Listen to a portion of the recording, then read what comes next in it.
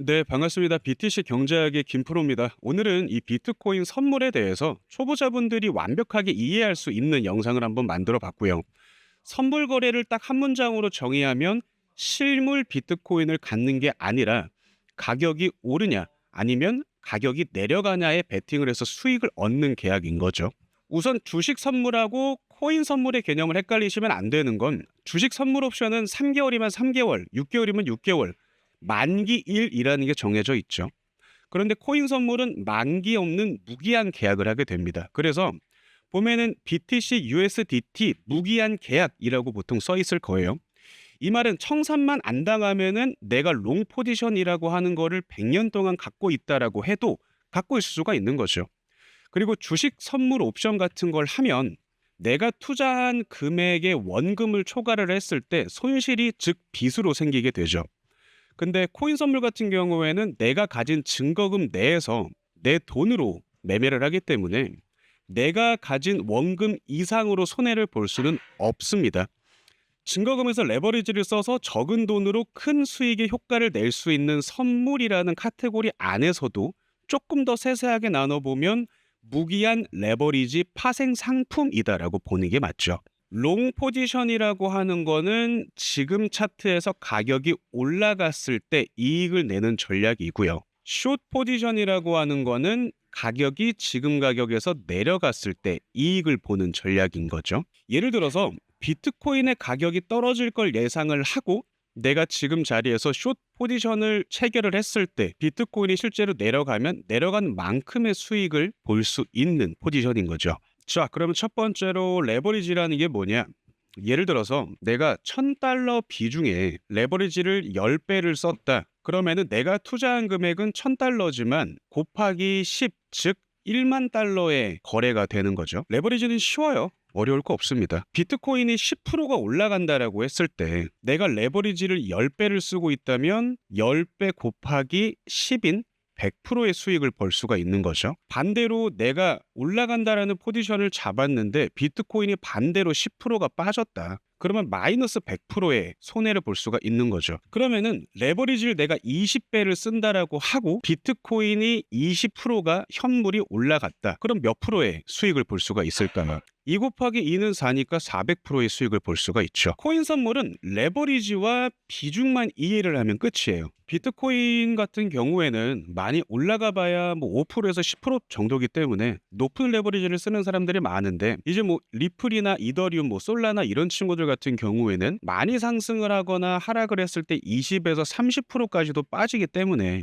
여기다가 높은 레버리지를 쓰게 되면은 수익도 크겠지만 당연히 반대로 손해도 크게 되는 거죠. 내가 투자하는 코인에 어떤 레버리지를 쓸 것인가 이거를 먼저 생각을 해야 된다. 라고 말씀을 드리고 저 같은 경우에는 알트코인으로는 선물을 안 하기 때문에 이제 비트코인의 비중은 20%를 넘지 않게 레버리지는 30에서 20 정도 왔다 갔다 하면서 레버리지를 상황에 맞게 바꾸면서 쓰고 있습니다. 강제 청산이라고 하는 거는 내가 포지션을 잡았을 때 내 예상과 반대로 가면서 손실이 커지고 내가 증거금으로 버틸 수 있는 한계를 넘어가면 거래소 자체에서 내가 갖고 있는 포지션을 강제로 종료를 시키는 거죠. 교차를 기준으로 내 포지션을 내가 잡았다라고 했을 때 예상 강제 청산이라는 걸 친절하게 알려줍니다.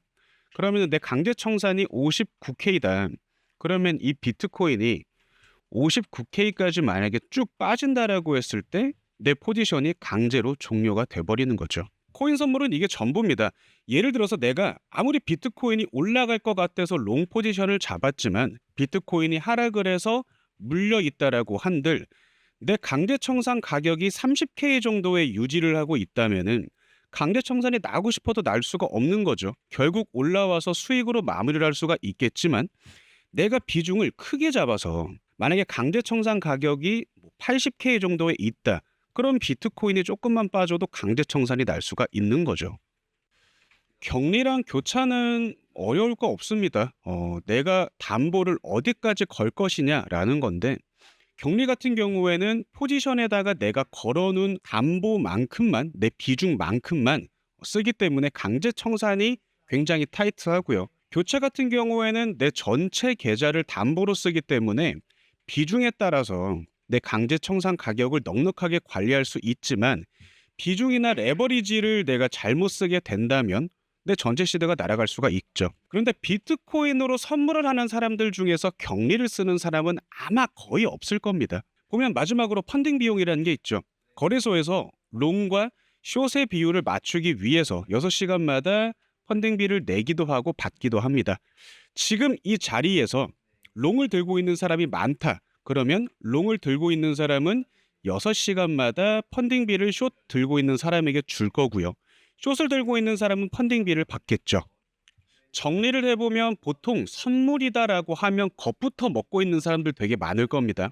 그런데 투자로 돈을 번 사람들 중에서 이 복리와 레버리지라는 걸 모르는 사람은 단 한 명도 없을 거예요. 이 레버리지와 복리라는 걸 어떻게 똑똑하게 이용을 할 것인가, 이게 중요한 거죠. 비트코인에 투자하는 대부분의 사람들을 보면 비트코인에 현물을 투자를 안 합니다. 왜냐하면 올라가 봤자 뭐 3%에서 5% 정도니까 재미가 없으니까 투자를 안 하죠.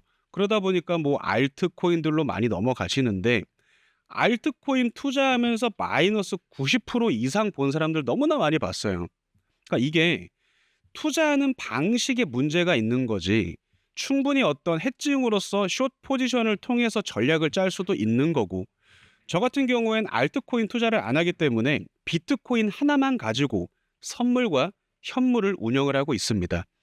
선물이다라고 하면 일단 무섭다라고 생각하고 이 개념을 아예 공부할 생각도 안 한다는 거는, 운전을 하다가 보면 사고 난 사람들이 있죠. 그렇다라고 해서 운전은 절대 해서도 배워서도 안 되는 건가요? 아니죠. 속도 제한을 지키고 있느냐, 안전벨트를 했느냐, 운전을 어떻게 하고 있느냐, 이게 중요한 거죠.